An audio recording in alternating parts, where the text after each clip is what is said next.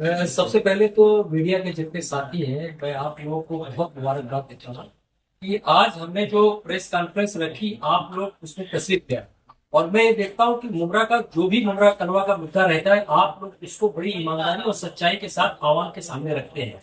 रही बात, कल आपने देखा होगा राष्ट्रवादी पार्टी के जो नगर सेवक हैं, वो राष्ट्रवादी पार्टी के नगर सेवक है। पहले ही वो लोग जो है घड़ी के सिंबल पर जीत कर थाना म्युनिसिपल कॉर्पोरेशन के अंदर वो लोग गए थे। कल हमारी पूरी टीम जो है, अजीत दादा पवार जो उप मुख्यमंत्री महाराष्ट्र के हैं, उससे मिलने के लिए गए। मैं सर को बहुत मुबारकबाद देता हूँ, काफी वक्त दिया हमको जो है बात करने का, और तमाम जो है हमारे शहर के जो कलवा मुमरा विधानसभा के जो बहुत सारे मुद्दे हैं उसको सुना। और हमारे साथ में जो है थाना के जो अध्यक्ष हैं हमारे जो है परांजपे साहब, और जिनकी क्यादत में हमारी पूरी टीम काम कर रही, वो हमारे नजीबुल्ला साहब। दो बातें कल जब हमारे जाने के बाद जो इस शहर के अंदर बहुत सारी बातें शुरू हुई, क्योंकि ये पूरी टीम कहीं ना कहीं जितेंद्र अवार्ड साहब, जिनकी हम लोग बहुत रिस्पेक्ट करते हैं, उनके साथ में काम करती थी।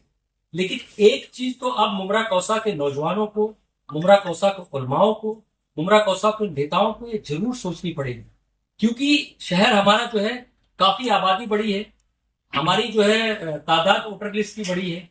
52% वोटर्स आज मुमरा कौसा के अंदर है। आपने देखा होगा कि कलवा के अंदर भी करीब 46-48% वोटर्स था। 2009 का जो इलेक्शन हुआ था, उस इलेक्शन के अंदर राजन दादा और आपने देखा होगा जितेंद्र अवार्ड साहब ने फाइट हुई। और ये भी सच्चाई पूरा शहर जानता है उस वक्त कि राजन दादा कहीं ना कहीं कलवा से लीड लेकर वो आए थे। लेकिन मुमरा कौसा के जब वोटर्स आए, सेक्युलरिज्म के नाम पे लोगों ने भरपूर उनको वोट किया, और अवार्ड साहब यहाँ से जीतकर आमदार हुए। यही चीज सारे लोग जानते हैं इस चीज को। जब हमने देखा, और लोग इस बात को कहते हैं कि हमारी टीम बीजेपी में गई, कोई बीजेपी में नहीं गया है। हम घड़ी के सिंबल में थे, घड़ी के सिंबल में है, और इंशाल्लाह घड़ी के सिंबल में रहेंगे। वो लोग थे जिनको मुफाद परस्ती की राजनीति करनी थी, वो लोग उनके साथ में गए। घड़ी के सिंबल पे सारे नगर सेवक जीत के आए थे, और वो लोग आज भी उसी पे हैं। और दूसरी एक बात, जब हमने सोचा तमाम नगर सेवकों ने, मैं मुबारकबाद देता हूं कलवा की टीम को, जो बेचारे हमारे हिंदू भाई हैं। पहले हमने जाने से पहले ये बात रखी, और हमने उनके साथ मीटिंग की, 2 राउंड 3 राउंड मीटिंग हुई।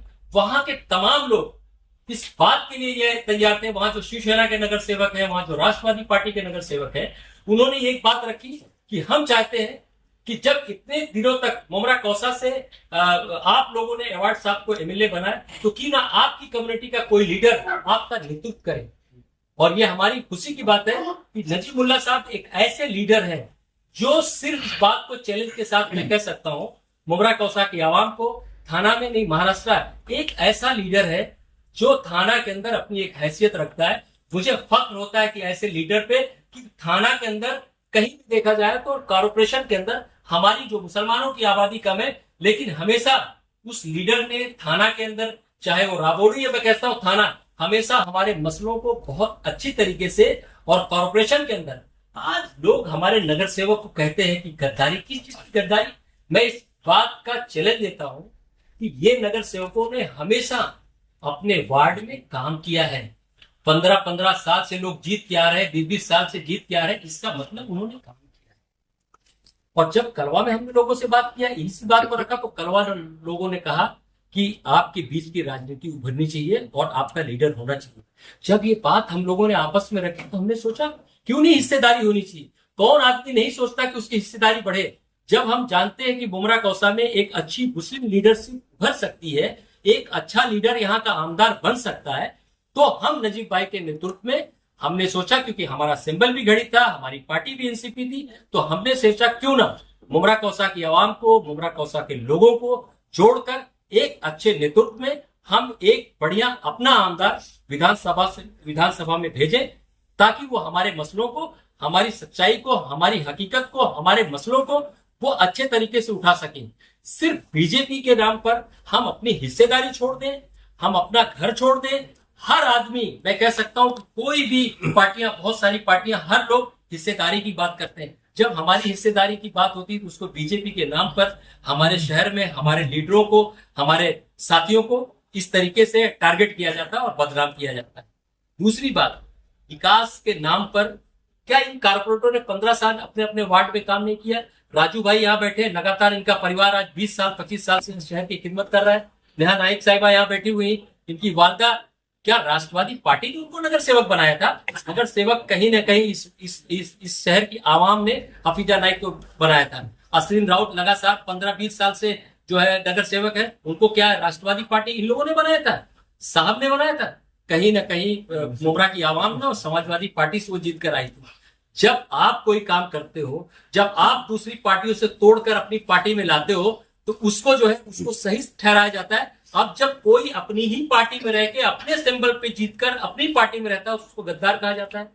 कहाँ का ये मतलब जो है सिस्टम है? तो यही कहना चाहता हूं कि मुमरा कौसा के तमाम लोगों से, खासकर जो मैं नौजवानों से, कि अब हिस्सेदारी का वक्त आ गया है। 52% आप हो।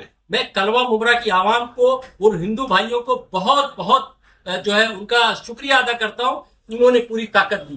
2 दिन पहले कलवा में हमारी ऑफिस की ओपनिंग हुई थी। जिस मोहब्बत के साथ, जिस ताकत के साथ उन लोगों ने जो है नजीब भाई का और एनसीपी का साथ दिया है, तो अब मुमरा के लोगों ने जो आज जो नगर सेवक, जो लोग हमारे साथ जुड़े हैं, और उनको मैं बहुत मुबारकबाद देता हूं, उनका शुक्रिया अदा करता हूं। किसी लालच में ना आकर उन्होंने अपनी कम्युनिटी को सोचा, अपनी हिस्सेदारी को सोचा। आज नजीब भाई के साथ पूरी ताकत से खड़े हैं। सफर नोमानी ये साथी, संघर्ष का साथी, मैं खुद इस बात को कह सकता हूं, मुमरा के एक आवाम को इसको बात को कह सकता हूं कि आज कोई ये इल्जाम नहीं लगा सकता। मेरा जीवन जब से मुमरा कौसा में 94-96 से स्टार्ट हुआ है, सोशल एक्टिविटीज, चाहे कोई मसला हो, सामाजिक काम हो, उसमें बढ़ चढ़कर हिस्सा लिया है। उसके बाद रही बीजेपी की बात, रही इसकी बात, कोई ऐसी बात नहीं। ये सारे लोग मिलकर मुमरा कौसा काम करेंगे। 2-3 बातें मैं आपके सामने रख दूं, फिर सवाल करेंगे। विकास के नाम पे जो कारपोरेशन का काम होता था, जो जिम्मेदारी होती थी, वो तमाम नगर सेवकों ने अपने अपने इलाके में किया। लेकिन विकास के नाम पे जरा लोग बहुत विकास की बात करते हैं, तो जरा टोरेंट की भी बात होनी चाहिए। जरा आज तक हेल्थ एजुकेशन मिनिस्टर से तो हॉस्पिटल की बात होनी चाहिए। जब हैंगिंग गार्डन लाने की बात आई तो उसकी भी बात होनी चाहिए। सब हैंगिंग मार्केट की भी बात होनी चाहिए। और सबसे बड़ी बात, आखिरी बात मैं यहाँ के तमाम लोगों से कहना चाहता हूँ कि इस चीज को तो आपने देखा होगा, इस पे कोई भी सियासत करने की जरूरत नहीं। मैं आज भी साहब से कहता हूँ, आज भी तमाम साथियों से कहता हूँ, कब्रस्तान पे कोई भी पार्टी सियासत ना करे। एवार्ड साहब यहाँ के आमदार हैं, वो मीटिंग रखे, बुलाए तमाम नगर सेवकों को, बुलाए तमाम एनजीओ को। जो आज कब्रस्तान की हालत है, उस पे मिल बैठ के हल करने की जरूरत है। जब आप कब्रस्तान बनाने की क्रेडिट लेते हैं, तो कब्रस्तान के जो मसले हैं उसकी भी क्रेडिट आपको लेनी चाहिए। तो मैं हाथ जोड़ के साहब से निवेदन करता हूं कि साहब, कब्रस्तान पे सियासत बंद करिए। मुमरा के नौजवानों को, मुमरा के बच्चों को आपस में, ये मुमरा कौसा के बच्चे, सब नौजवान बच्चे सब अपने भाई हैं। पॉलिटिक्स 3 महीने की होगी, 2 महीने की होगी, लेकिन जब पॉलिटिक्स से हम हट जाएंगे तो फिर जो है सच्चाई आपके सामने। सबसे पहला मेरा एक सवाल आपसे ये है कि आपने जो टोरेंट के मुद्दे का कहा, तो आप भी उस वक्त पार्टी में मौजूद थे जब शमीम भाई ने इस टोरेंट पर आंदोलन किए, कई बार उन्होंने क्या क्या कहा। जी। तो फिर उस वक्त आपने ये सब बातों को क्यों नहीं उठाया? आज बहुत बड़ी बात देखिए, शमीम खान के बारे में मैं ये कह सकता हूँ कि एक ऐसा बेहतरीन लीडर, उसके नेतृत्व में हमने काम किया है। वाकई में उसके अंदर काम करने की सलाहियत है। उसने जो अपनी लाश पर जाने का मसला रखा था, वो मुमरा के हित के लिए, मुमरा के लोगों के लिए कहा था। लेकिन वो सच्चाई मैं आज इस मीडिया के सामने रखना चाहता हूं कि जब टोरेंट का मसला आया था, और मैं हलफ लेके बोल सकता हूं, सानू पठान और शमीम खान और मैं तीनों आदमी उसमें नागपुर स्टेशन में हम एवार्ड साहब से मिलने के लिए गए थे, और इसी बात को लेके गए थे कि टोरेंट का कहीं ना कहीं नोटिफिकेशन जारी हुआ था, टोरेंट आने वाली थी। और उस वक्त जो है बीजेपी की और शिवसेना की सरकार थी, और ऊर्जा मंत्री हमारे फडणवीस साहब थे। उससे हम लोगों ने जब सुना, और 2 जगह का नोटिफिकेशन आया था, एक कलवा मुमरा विधानसभा का, एक मालेगांव का, और उस वक्त मालेगांव के आमदार आसिफ भाई थे। हम लोगों ने जाके साहब से बात किया और साहब से कहा कि साहब किसी भी कीमत में, मैडम जब बात रखा है तो सुन लीजिए, किसी भी कीमत में मुमरा कौसा में नहीं आना चाहिए। साहब ने उस वक्त बहुत अच्छा आश्वासन दिया था। साहब की बातों को हम लोग पत्थर की लकीर समझते थे। अगर उन्होंने कह दिया चीज को, शमीम भाई देखने के बाद प्रेस कॉन्फ्रेंस में उन्होंने बोला था, मैं टोरेंट को मुमरा में नहीं आने दूंगा, और टोरेंट आएगी तो उसकी लाश उठी जाएगी। एक आदमी शहर को बचाने के लिए, शहर को रोकने के लिए अगर ऐसी बात कहता है, तो उसका लोगों को मजाक नहीं उड़ाना चाहिए। ये सच्चाई थी, मैंने रख दिया। इस सच्चाई को आप पॉलिटिकल ना समझे और चैलेंज के साथ में बात करें। 3 लोग हम लोग मौजूद थे, मैं था, शानू भाई थे और शमीम भाई थे जी। दूसरा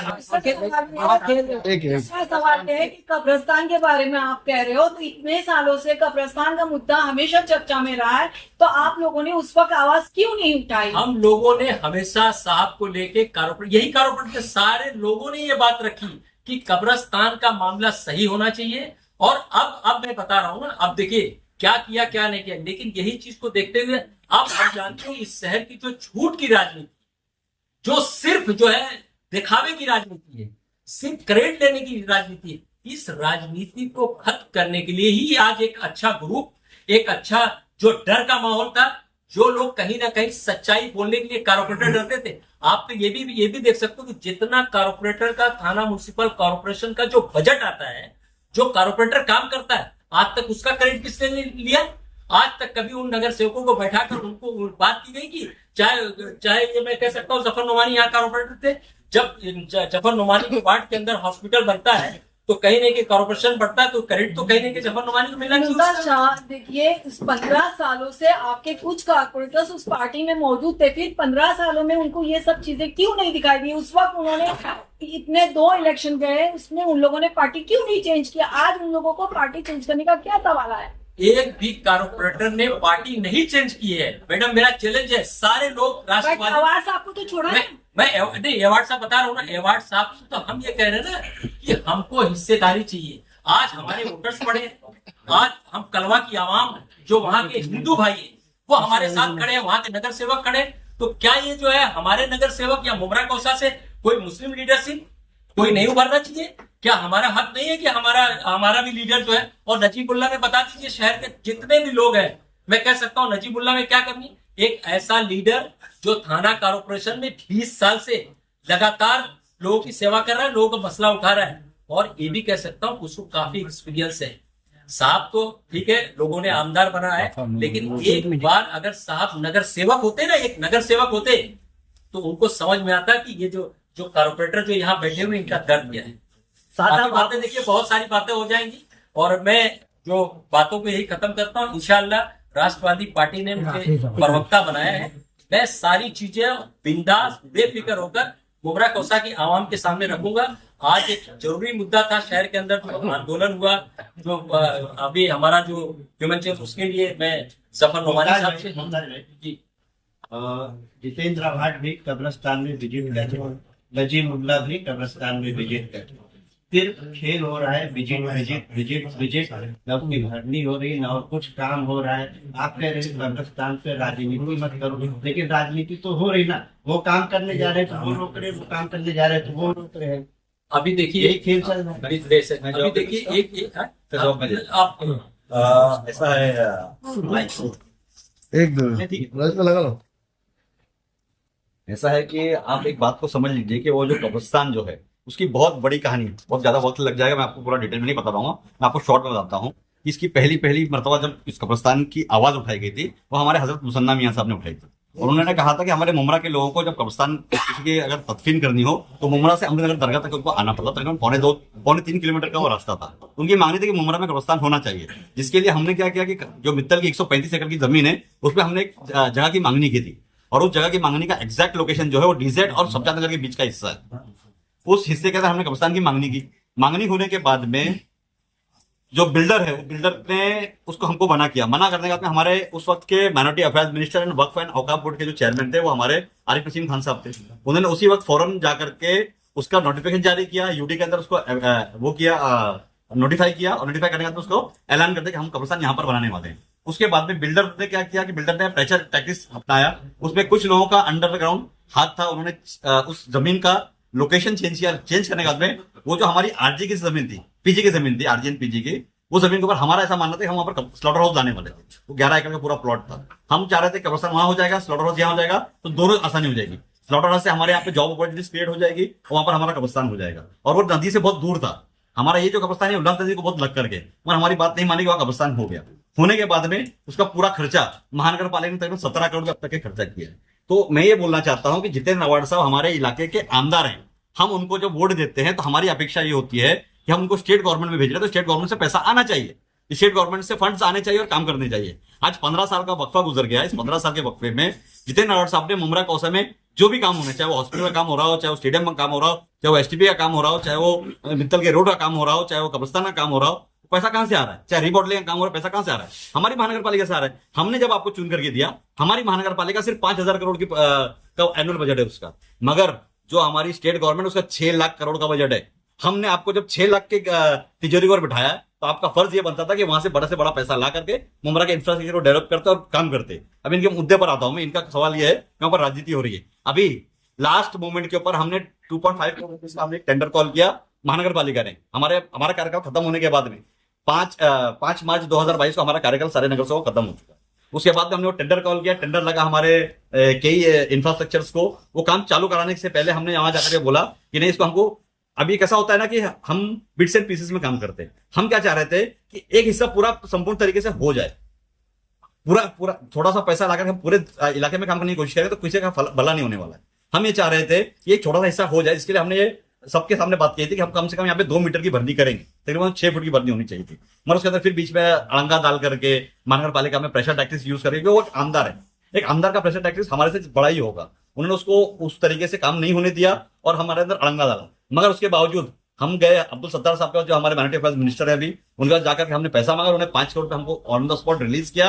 हमने उसका अभी कल परसों उसका जीआर आएगा, हम वो करने की कोशिश करेंगे। हम अभी जो पैसा नहीं है उसके बारे में हम बात नहीं करेंगे, मगर हम ये बोलते हैं कि हम किसी की भी कयादत में अगर उस जो कब्रिस्तान के अंदर जो भी दुश्वारियां आ रही है, क्योंकि उसमें सबसे बड़ा प्रॉब्लम ये है। अब मैं आपसे एक सवाल करता हूं कि जब हम कोई बिल्डिंग बनाते हैं तो हम रोड से नीचे प्लिंथ रखते हैं, रोड से ऊपर प्लिंथ रखते हैं। हम रोड से ऊपर रखते हैं प्लिंथ ताकि रोड से जब वो ऊपर रहेगा तो पानी नहीं भरेगा। आज हमारा कब्रिस्तान जो है इस रोड से तकरीबन 1.5 मीटर नीचे भरनी करके बनाया गया। नीचे उसके अंदर जो हमारे को WCL का लेयर करना चाहिए तो वो नहीं किया गया। मट्टी के भरने के अंदर कहा गया हम गुजरात से मट्टी लेकर के आएंगे और करेंगे, वो नहीं हुई। आपको भी मालूम है शेवना कंस्ट्रक्शन ने जो काम किया है उसका सब प्लिट किया हुआ कॉन्ट्रैक्टर कौन था?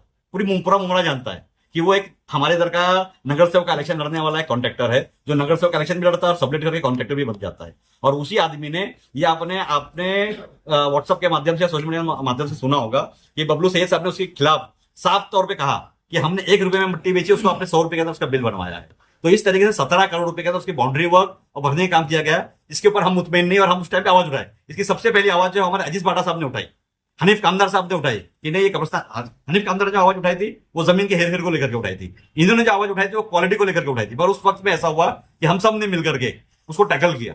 हमारे पास समझ में नहीं इसकी हमारी गलती है और हम फिर दोबारा भी कहते हैं आपसे कि हमारे से बहुत सारी गलतियां हुई हैं।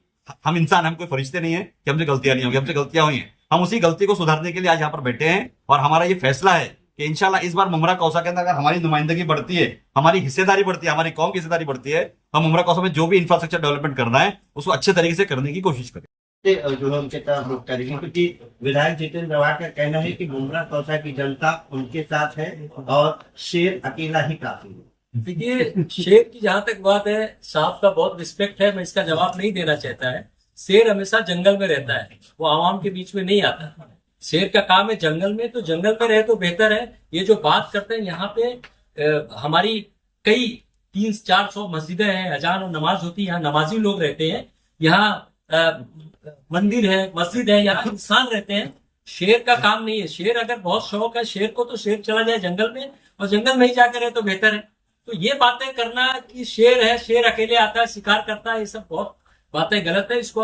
इसको बोलना भी नहीं चाहिए। ये बहुत थोड़ा सा ये कह सकता हूँ कि ऐसी बातों का कोई वो इसके ऊपर एक जवाब मैं भी दे देता हूँ। बहुत मैं कल से देख रहा हूँ कि शेर का फोटो बहुत सारा चल रहा है हमारे सोशल मीडिया के ऊपर। 2012 का इलेक्शन हो रहा था, हमारे सामने जो है वो सुभाष भोईर साहब शिवसेना के कैंडिडेट बनकर के हमारे सामने लड़ने आए थे इलेक्शन, रशीद कंपाउंड से। एक रोज की बात है, इलेक्शन से 7-8 रोज पहले की बात है। उन्होंने वहां पे स्टेज लगाया, स्टेज के पीछे उन्होंने एक बहुत बड़ा बैनर लगाया था। उस बैनर के ऊपर उन्होंने किसी का फोटो नहीं लगाया था, सिर्फ एक शेर का फोटो लगाया था, शेर के मुंह का फोटो, और पूरा व्हाइट बैनर था। और उन्होंने वहां पे भाषण किया और भाषण में उन्होंने बहुत सारी बातें कही। दूसरे दिन हमने वहां पर भाषण किया, दूसरे दिन मैंने वहीं पर स्टेज लगाया। मैंने एक बात कही थी कि सुभाष भोईर साहब इस बात का एहसान माने, जो शेर है वो अल्लाह ताला ने हलाल नहीं किया। अगर हलाल किया तो जिससे हमको डरा रहे हो ना, वो हमारे फ्रिज में पड़ा होता। मैं आपको एक बात ये बता दूं, बार बार हम एक बात कह रहे हैं कि हम बीजेपी, हम किसी बीजेपी बीजेपी को नहीं जानते, क्योंकि बीजेपी का जो सिंबल है उसकी निशानी कमल है और हमारी निशानी जो है वो घड़ी है। हम बार बार कहते हैं कि हम समाजवादी से आए हैं तो घड़ी की निशानी पर आए हैं, और वो चाहे बीजेपी हो चाहे कोई भी हो, चाहे हमारी ही पार्टी का कोई मेंबर क्यों ना हो, अगर वो हमारी कौम के खिलाफ, दलित समाज के खिलाफ, हमारे मजहब के खिलाफ, हमारे खाने पीने पर, हमारे धार्मिक स्थलों पर अगर कोई भी नजर उठाने की कोशिश करेगा तो जफर नोमानी अपनी टीम के साथ विद नजीबुल्लाह और विद आनंद प्रांत पे अश्विन भाभी और रूपाली मैडम, जसवीर भाई, राजू भाई, तमाम लोग, अजीज भाई, तमाम लोग टीम के साथ जिस बेबाकी के साथ और आंख में आंख डाल करके जफर नोमानी बात करता था, उससे कड़क बात करेगा, उसमें कोई समझौता नहीं होता। जफर भाई सर, अभी ये जो बात चल रही है, अभी कोल्हापुर में जो हादसा हुआ है उसमें अजीत पवार साहब गए थे दौरा करने के लिए, 21 लोगों को अरेस्ट किया गया है। क्या उनके ऊपर कलम लगाया गया है? क्योंकि अगर ये किसी मुस्लिम समुदाय की तरफ से किया गया होता तो सीधे उस पर जो है आतंकवाद का कलम लगाया गया होता। इन 21 लोगों पे क्या कलम लगाया गया, इन पे क्या दहशतगर्द का मतलब कलम लगाया ले रहा है, इसका एक ही सवाल, इसी में आप लोग का सिग्नल का भाड़ा टिकल जाएगा। सबसे पहले वहां पर पहुंचने वाले, वहां के हादसा के बाद सबसे पहले पहुंचने वाले अजीत दादा पवार थे। वहां पर उन्होंने जो जिनके ऊपर जुल्म हुआ है उनसे जाकर के उन्होंने व्यक्तिगत मुलाकात की। मस्जिद का जो दरगाह पर मामलात हुए, हमले हुए, उस पर जाकर के उसका विजिट किया। जो लोग फसादियों के जरिए, जो लोग समाज के दो लोगों को बांटने का काम करते, नफरत फैलाने का काम कर रहे थे, किसी एक मजहब के लोगों को टारगेट कर रहे थे, उनसे मुलाकात की, उनको मुआवजा दिया, उनको आश्वासन दिलाया। और कल मैं जब नजीब भाई के साथ, आनंद प्रांत के साथ, राजू भाई, नफीस भाई, ये हमारे अश्विन मैडम, रूपाली मैडम और अजीज भाई, महफूज शेख मामा, डॉक्टर साहब के साथ में मैंने जो लेटर दिया उसमें विशालगढ़ और हाजी मलंग दरगाह का मैंने खासकर तस्करा किया कि अगर दादा हमारे लोगों के ऊपर जो वहां पर केस बना है, और अगर और भी महाराष्ट्र में अगर कभी भी हमारे लोगों को खासकर टारगेट किया जाएगा, मुस्लिम कम्युनिटी के लोगों को, तो दादा उस पर आपको आवाज उठानी पड़ेगी, नहीं तो हमको हमारा फैसला लेना पड़ेगा। सर, जनता के साथ एक जस्टिफिकेशन कैसा होगा, क्योंकि जनता ने एक एक टाइम था जब आप खुद ही प्रमोट करते हैं हॉस्पिटल बन रहा है, टॉरेंट नहीं आ रही है, आज आप उसका एकदम अपोजिट कर रहे हैं। तो ये जनता ने तो एक जन को वोट देता है, बाद में आपके साथ पॉलिटिकल डिफरेंस हो जाता है, उसके बाद आप पार्टी चेंज कर देते हैं, लेकिन ये जनता ने वोट एक पार्टी को दिया, तो ये जनता के साथ जस्टिफिकेशन कैसा होगा? टोरेंट की बात, पार्टी चेंज किसने किया है? अगर पार्टी मतलब को जो पार्टी हमारे जो धनुष से नहीं आइडियोलॉजी में हमारे कुछ चेंज नहीं हुआ, हमारी आइडियोलॉजी। तो क्या बदलाव है? क्या है, क्योंकि आवाज साहब ने सिंबल दूसरा लिए तो उसमें हमारी क्या गलती है? हम जिस पार्टी से जुड़े लड़े हैं, इलेक्शन हमने राष्ट्रवादी से लड़ा था, घड़ी का ही चिन्ह था, और जब हम समाजवादी से राष्ट्रवादी में आए तो गद्दार नहीं थे। आज अगर हम हमारे हक के लिए आवाज उठा रहे हैं, हमारे जनता के लिए अगर हम बात कर रहे हैं, हम अगर बजट लाने की कोशिश कर रहे हैं, या कोई अगर हमारे से गलतियां हो रही है तो उसको सुधारने की कोशिश करे तो हम गलत है। तो क्यों लेकिन आपकी आइडियोलॉजी भी सेम है, पार्टी भी जावेद सेम भाई, है। अभी डॉक्टर साहब ने एक बात कही, जब नोटिफिकेशन जारी हुआ टोरेंट का, उस वक्त डॉक्टर साहब, शानू भाई, शमीम भाई ने जब आवर साहब को कहा कि मुमरा में टोरेंट आ रहा है, तो उन्होंने भी तो उनके साथ खेला और कहा कि मैं नहीं आने दूंगा। तो बड़े नेता ने पार्टी के नेता के साथ खेला और मुसल्ला बना गए, टोरेंट मुसल्ला थे। और उन्हीं के इस बात पर शमीम भाई ने कहा मेरी लाश के ऊपर से जाने का, तो शमीम भाई ने तो भरोसे पे कहा, किसके?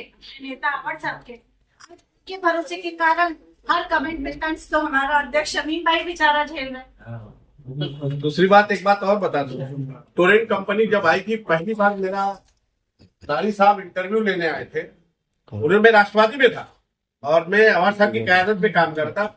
मैंने कहा टोरेंट वालों को चप्पल से मारो, ये मेरा स्टेटमेंट है। उसके बाद मुझे उसका क्या खामियाजा भुगतना पड़ा अगर मैं बता दूंगा तो मेरी नजरें, शायद आप लोगों की नजरें शर्म से नहीं हो जाएगी। टोरेंट का विरोध और टोरेंट के अगेंस्ट में जितनी बातें मैंने की है राष्ट्रवादी पार्टी में रहते हुए और अवार साहब की क़यादत में, किसी ने नहीं कहा। मैं कहना चाहता हूं कि मैं सच को सच कहूंगा, झूठ को झूठ ही कहूंगा। मैं दिन को रात नहीं कह सकता, रात को दिन नहीं कह सकता, जिसका खामियाजा हमको ये भुगतना पड़ा, जिसका नतीजा ये हुआ कि हमको क़यादत को बदलनी पड़ी। एक और सवाल सिर्फ आप दोनों से, कि ऐसा भी सुना गया कि आपकी तो कॉर्पोरेशन की जो टिकट है वो खतरे में थी, इस वजह से आपने टीम चेंज की, अगर वो इसके बारे में थोड़ा सा बताइए। देखिए, टिकट मैंने आपसे कहा कि मेरे बारे में एक वीडियो चली थी, मोहतरमा रूता अहवाज साहबा, मैं बड़ी रिस्पेक्ट करता हूँ महिलाओं की, मेरी बहन है, मेरी भाभी है, मैं उनका बड़ा आदर करता हूँ। मैं आपको बता दूं, उन्होंने एक अल्फाज कहा था जिसमें मगरूरियत की झलक आती है। उन्होंने कहा था कि जफर नोमानी का कैरियर हम बर्बाद कर देंगे। मैंने उस बात को भी दुआ समझ के रख लिया। मैंने कहा कि शायद यही बात मेरी जिंदगी का टर्निंग पॉइंट है, और वो बात मेरे दिल पर बार बार दस्तक देती। और ये आज अल्लाह ताला ने मेरे हक में ये फैसला कर दिया कि मैं टिकट मांगने का भिखारियों की तरह जिनके दरबार में खड़ा होता था, अल्लाह ने आज मुझे ये पावर दे दिया कि हो सकता है कल मैं टिकट अपने हाथों से तकसीम करूं।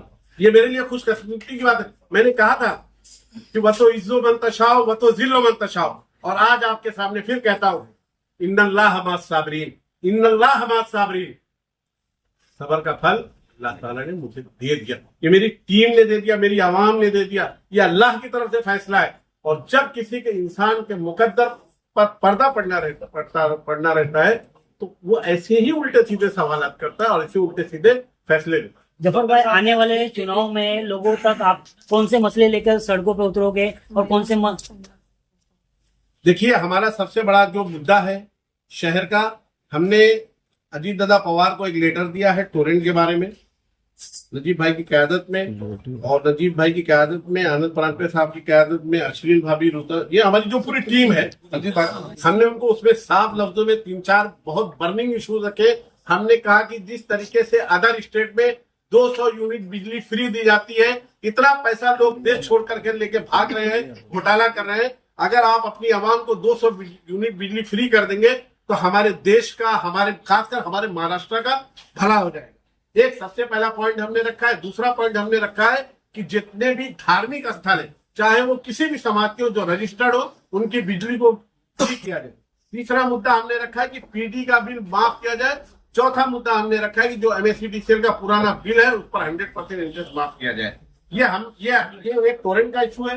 दूसरा हमारा गुलाब पार्क मार्केट का जो हॉकर्स का बड़ा मसला है वो है, कब्रिस्तान है, हॉस्पिटल है, बच्चों का स्टेडियम है। इन सारे मुद्दों को लेकर के हमने नजीब भाई से कहा, नजीब भाई हम हवाई बातों पर यकीन नहीं करेंगे, हमको रिजल्ट चाहिए, हमारी टीम को रिजल्ट चाहिए। हमारी मुमरा कोसा की आवाम आज तक गुमराहियों में भटकती रही, ख्वाबों में देखा है उसने, सच्चाई नहीं देखा है। तो हम ये चाहते हैं कि इस सच्चाई को आप जमीन पर लाइए और इलेक्शन से पहले कोई ना कोई रिजल्ट दीजिए ताकि आवाम आप पर भरोसा करे। नहीं तो आवाम और आप तमाम लोग सामने। एक लेटर हमने दिया है, हमारा लेटर आप लोगों को व्हाट्सएप कर देंगे कि जो विशालगढ़ की जो घटना हुई थी उसमें मुमरा कोसा में एक ह्यूमन चेन बना।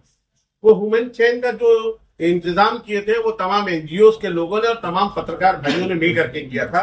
उसमें 19 लोगों पर कुछ रजिस्टर्ड केस हुआ, रजिस्टर्ड नाम है, और 150 लोगों पर अननोन नाम है। तो हम ये चाह रहे थे कि हमने एक मोहब्बत, भाईचारगी और एक इंसानियत का पैगाम देने के लिए हमने वो ह्यूमन चेन बनाई थी। और ह्यूमन चेन में तमाम मज़ाहिब के लोग थे, हिंदू मुस्लिम तमाम लोग थे। तो उन पर केस हुआ है। कल हमने अजीत दादा से भी बात की थी। अजीत दादा ने आज हमको 5 बजे का कमिश्नर के पास का टाइम दिया था। हम नजीब भाई के साथ, पूरी टीम के साथ हम लोग वहां गए थे और हमने कहा कि सर ये जो FIR हुई है हमारी कौम के लोगों पर और हमारे गैर मजहब के लोग भी हमारे साथ थे, बहुत पीसफुल ये प्रोटेस्ट रहा है। आपको FIR को अपने पावर से करिए। अगर कोई टेक्निकल जो भी उसका टेक्निकल वो बेस बनता है, उस बेस को लेकर के आप उस FIR को खारिज करिए। उन्होंने कहा है कि मैं 2 से 3 दिन में इंशाल्लाह आपको बहुत ही पॉजिटिव रिजल्ट दूंगा। कि जो आज टीम बनी है कि पूरे हमारे मुमरा कोसा की हौसला रखो, हौसला रखो, रात बीतेगी और देखना रोशनी ही जीती। आज 2024 चल रहा है और मैं देख रही हूँ कि इंस्टाग्राम पर हर जगह यहाँ के आमदार कह रहे हैं कि पानी की टैक्स आ रही है, घासवाला में आ रही है, मित्तल में स्टेडियम के पास आ रही है, यहाँ आ रही है, वहां आ रही है, हवाई जहाज से आ रही है। 5 साल हो गए, अभी तक पानी की टैक्स आ रही। कुछ रोज पहले नजीब भाई के साथ यहाँ बैठे तमाम नगर सेवकों की मीटिंग हुई कमिश्नर साहब के साथ, और कमिश्नर की कैबिन में तमाम शहर इंजीनियर्स मौजूद थे। और इस मुद्दे पर यहाँ बैठे तमाम लोगों ने अपनी बात रखी और कमिश्नर साहब के ऊपर प्रेशर डाला कि अभी तक के पानी की टाकी का काम हमारे शहर में शुरू क्यों नहीं हुआ। जैसे भी खबर पहुंची वैसे मैं देखती हूँ तो हमारी मेहनत को बहुत काम करे और उसको दिखाए कि ये आपने किया। जिस पर मेहनत नगर सेवक कर रहा है, जिस पर आवाज नगर सेवक कमिश्नर के पास नजीब भाई के साथ जाके उठा रहे हैं, उस पर क्रेडिट लेना मुनासिब नहीं। आप बड़े नेता हो, बड़े लेवल पे राजनीति करो, कम से कम हमारे प्रभाग में जो मेहनत हम करते हैं आप पहुंचाते हैं कि ये हमने किया, उसमें ना था। बोर्ड में दौरा नजीब भाई ने वेरी नेक्स्ट डे इंजीनियर्स का फोन आया, अपने विजिट करवाया। इनके शौहर इब्राहिम भाई गए थे, मैडम ने अपने यहाँ किया, मैंने और जफर भाई ने अपने यहाँ करवाया। और फिर पता चलता है कि सॉइल जस्टिस का काम शुरू होता है। अरे कब शुरू किया आपने? इस इशू पे मीटिंग हमारी नजीब भाई के थ्रू कमिश्नर साहब से हुई। इस इशू पे हमने बात की।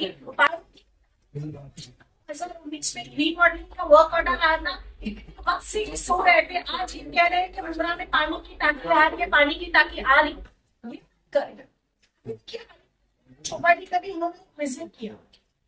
सेंट्रल गवर्नमेंट का वो बजट है, मैंने वो तो 2009 में एक सपना देखा था, बता रहे थे।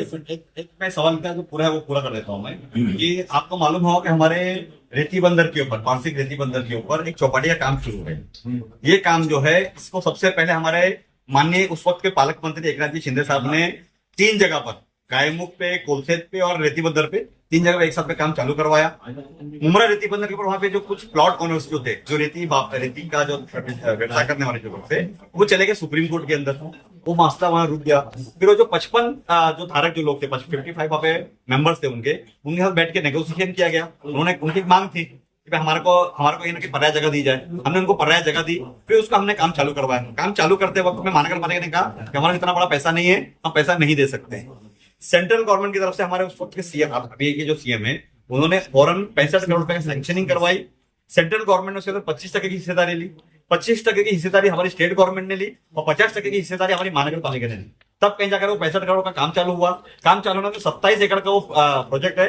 उस 27 एकड़ के अंदर हम लोग ने 1.8 किलोमीटर का जॉगिंग ट्रैक है, 2 किलोमीटर का साइकिलिंग ट्रैक है, स्केटिंग रैक है, कैफेटेरिया है, ओपन जिम है, 2 विसर्जन घाट है, ऐसी बहुत सारी जो लाइटिंग्स है वहां पर आप जाकर देख सकते हैं कि बड़े बेहतरीन तरीके से वो काम कर दिया गया है। और हमें उम्मीद है कि 15 अगस्त से पहले भी वो काम कर दिया जाएगा। एक बात आपको और बोलना चाहता हूँ इसी के साथ में कि आपने देखा है कि हमारे मुमरा स्टेशन से पहले एक पारसिक ब्रिज आता है, जिसे आरओबी कहते हैं, रेल ओवर ब्रिज कहते हैं। वो रेल ओवर ब्रिज आज से 100 साल पहले का बना हुआ ब्रिज है और हमेशा वहां पे बॉटलनेक्स होती है, कंजेशन हो जाता है। ये शपथ विधि के फौरन बाद हमारे जो रेलवे मिनिस्टर अभिनव वैष्णव साहब, वहां पर हम लोग दिल्ली में मीटिंग किए। आपने वीडियोस देखा होगा, श्रीकांत शिंदे साहब और अभिनव वैष्णव एक साथ टेबल पे बैठ करके बात कर रहे हैं। तो हमने ये बात रखी वहां पे कि सर उस ब्रिज के दोनों तरफ 10-10 मीटर बढ़ा दिया जाए ताकि वो रोड जो है वहां कंजेशन खत्म हो जाएगा, रोड का आवाजाही एकदम आसानी से हो जाएगी। उसको देख करके इन्होंने कल एक प्रेस कॉन्फ्रेंस लिया। प्रेस कॉन्फ्रेंस में कहते हैं हमारे आमदार साहब कि नहीं, उसके लिए मैंने फलाने से बात कर लिया, मैंने डीआरएम से बात कर लिया, जो हमारे डिविजनल रेलवे मैनेजर होते हैं। आप उनको ये बात समझ में नहीं आ रही है कि इतना बड़ा जो काम है, ये सेंट्रल गवर्नमेंट का काम है, इसके लिए डीआरएम कुछ नहीं कर सकता है। क्योंकि बजट जो मुहैया कराएगा वो रेलवे मिनिस्टर कराएगा, रेलवे सेक्रेटरी कराएगा, और उसके लिए हमारे खासदार लोगों का काम है। खासदार ने वहां पर जाके बात की और बहुत सक्षम खासदार है। देखो आज आपको एक बात बता रहा हूं, आज जब ये इलेक्शन हुआ, इलेक्शन के बाद में हमने एक चीज देखी कि उनको बहुत यहाँ पे वोट नहीं मिले, 13-14 हजार 15 हजार ही वोट मिले तकरीबन उनको। मैंने बहुत जगह सोशल मीडिया पे पढ़ा कि लोग कह रहे हैं कि अब उसको वोट नहीं दे तो वो यहाँ पे काम नहीं करेगा।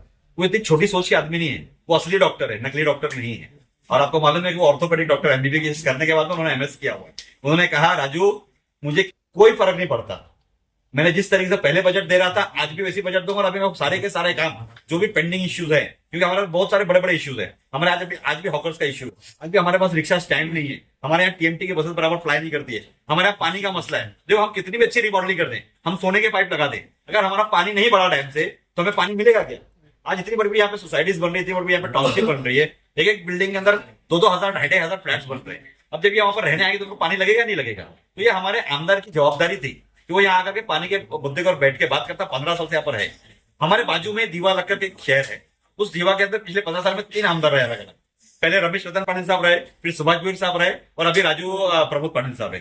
3 अलग अलग एमएलए होने के बावजूद, और बहुत छोटे एमएलए, वो अपने आपको नेशनल लीडर नहीं बोलते, वो अपने आपको बहुत बड़ा लीडर नहीं मानते, पर उन्होंने 9 एमएलडी जब 2009 में था, उसका 9 एमएलडी को 42 एमएलडी कर दिया। और हमारे यहाँ पे 2009 के अंदर 35 से हम 50 तक नहीं पहुंच पा रहे। तो ये चिराग तले अंधेरा है। कथनी और करनी में बहुत ज्यादा फर्क है। हम बहुत सारी बड़ी बड़ी बात कर लेते हैं, मैं भी कर लूंगा बहुत सारी बड़ी बड़ी बातें, मगर आज का जो जमाना है, आज का जो यूथ है वो रिजल्ट ओरिएंटेड है। उन्हें रिजल्ट चाहिए, रिजल्ट करके दिखाया। आज 15 साल में आपने क्या किया? ना हमारे हॉकर के मुद्दे को हल किया, ना हमारे प्लेग्राउंड के मुद्दे को हल किया। आज मुमरा कोसा में सबसे ज्यादा चरस गरज ड्रग्स बिक रहा है। कल ही आपने देखा होगा कि बहुत बड़ी कॉलेज का बहुत बड़ा खेप मिला। उसके अंदर मैं नहीं जाना था, सभी को मालूम है कौन कौन उसके अंदर इन्वॉल्व है और कौन उसके अंदर हफ्ता खाता है। बहुत सारी चीजें हैं ड्रग्स को लेकर के, मगर मैं समझता हूं कि ये जिस तरीके से हमारी जिम्मेदारी पॉलिटिशियन लोगों की, उसी तरीके से हमारे इस देश का जो चौथा स्तंभ है वो आप पत्रकार लोग हैं। आप लोगों की भी जिम्मेदारी है कि इसको उजागर करें। जहां पर भी आपको ऐसा लगता है कि यहाँ पे माफिया, ड्रग्स का माफिया चल रहा है, हम हमारे साथ में साथ दे, हम इंशाल्लाह उसको बंद करने की कोशिश करें।